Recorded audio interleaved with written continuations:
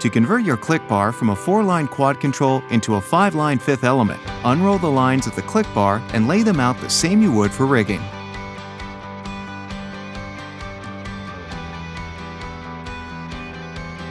The 5th line upgrade kit comes with the 5th line and adjustment line, different pigtail sizes, and a manual.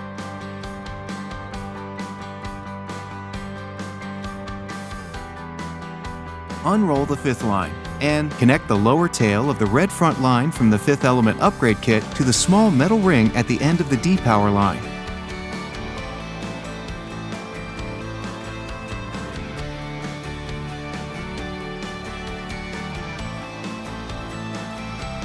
The line must run through the V-distributor 2 without being twisted. Take the end of the line towards the V-distributor 2 and push it from below through the large opening. Take care that the lines are not twisted.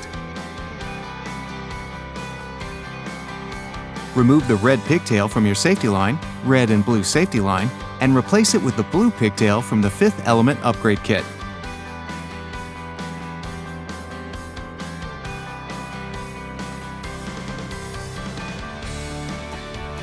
Make sure the red front line from the 5th element upgrade kit and the 2 front lines are the same length.